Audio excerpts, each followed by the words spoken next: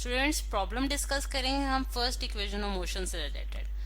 जिसकी स्टेटमेंट हमारे पास कुछ इस तरह से है कि a car travelling at 10 metres per second accelerates uniformly at 2 metre per second square, calculate its velocity after 5 seconds. ठीक, ये हमारे पास क्वेश्चन है। सबसे पहले जैसा कि आप जानते हैं कि हमने कोई भी न्यूमेरिकल सॉल्व करने का जो पहला स्टेप है हमारे पास, वो हमारे पास ये है कि हमने उसमें से डाटा कलेक्ट करना है, यानी कि जो हमारे पास बेसिक इन्फॉर्मेशन जो कि हमें स्टेटमेंट में गिवन है। अब आप स्टेटमेंट को दोबारा अगर रीड करें तो उसमें ये बताया जा रहा है कि हमारे पास एक कार है जो कि ट्रेवल कर रही है at a speed of 10 metres per second. हमें स्पीड का यूनिट जो है वो हमारे पास क्या होता है, मीटर्स पर सेकेंड। तो हमें यहाँ से पता चला कि उसकी जो वेलोसिटी है, यानी कि उसकी जो हमारे पास इनिशियल वेलोसिटी जिससे वो स्टार्ट करी है अपनी मोशन, वो हमारे पास कितनी आ गई है स्टूडेंट्स, 10 मीटर्स पर सेकेंड। ठीक है, और वो एक्सेलरेट कर रही है यूनिफॉर्मली। ठीक है, यानी कि उसके पास यूनिफॉर्म एक्सेलरेशन है, और उस एक्सेलरेशन की जो वैल्यू है students a is equal to, वो हमारे पास क्या है, 2 मीटर्स पर सेकेंड स्क्वायर। ठीक है,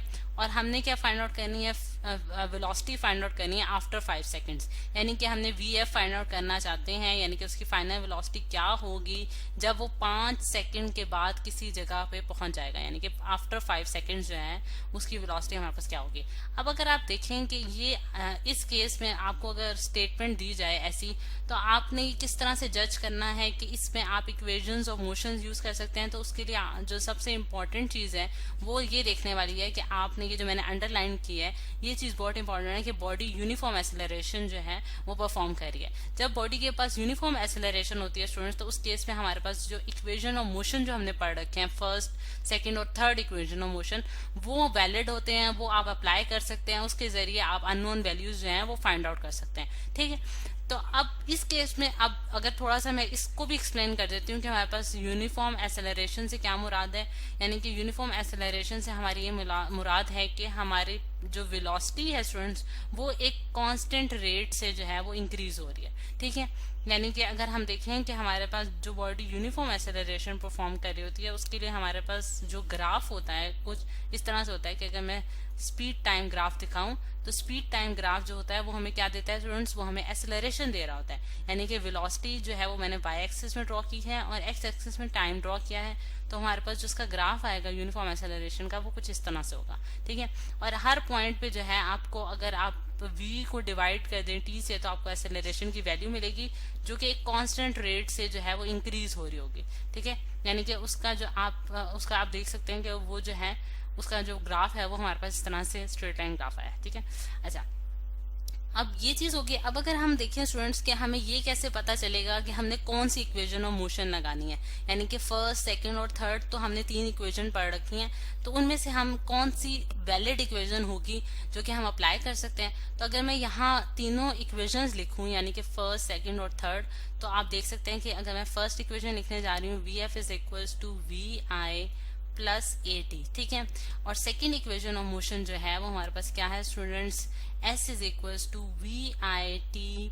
plus half a t square. ठीक है, और थर्ड इक्वेशन हमारे पास क्या है, वी एफ का स्क्वायर माइनस वी आई का square is equal to 2as। ठीक है, ये हमारे पास जो है वो 3 इक्वेशंस आ गई, यानी कि जो हमने 3 इक्वेशन ऑफ मोशन जो है वो पढ़ रखी हैं, वो मैंने यहाँ जो है वो लिख दी है। ठीक है, अब अगर आप देखें स्टूडेंट्स कि हमारे पास जो डाटा हमें गिवन है, यानी कि ये जो हमारे पास फर्स्ट इंफॉर्मेशन जो हमने इस स्टेटमेंट से निकाली है, उसके जरिए जो है हम फाइनल वेलोसिटी जो है वो फाइंड आउट करना चाहते हैं। अगर मैं थर्ड इक्वेशन को देखूं, तो थर्ड इक्वेशन में मेरे पास वी एफ अगर मैं निकालना चाहती हूँ, वी आई मुझे गिवन है, लेकिन एस की वैल्यू मुझे नहीं गिवन, जो कि स्टेटमेंट में आप देख सकते हैं कि एस की वैल्यू यानी कि उसने कितना डिस्टेंस ट्रेवल किया है वो मुझे नहीं गिवन। इसी तरह सेकेंड इक्वेशन में भी मुझे डिस्टेंस रिक्वायर्ड है और वी एफ फाइंड आउट करने के लिए, और इसमें हमारे पास वी एफ भी नहीं आ रहा है, इस वजह से सेकेंड इक्वेशन तो हम नहीं यूज कर सकते। तो हमारे पास एक ही इक्वेशन रह जाती है जो कि हमारे पास है फर्स्ट इक्वेशन ऑफ मोशन, यानी कि ये इक्वेशन हम यूज कर सकते हैं जिसके जरिए हम वी एफ की वैल्यू इजीली फाइंड आउट कर सकते हैं। ठीक है,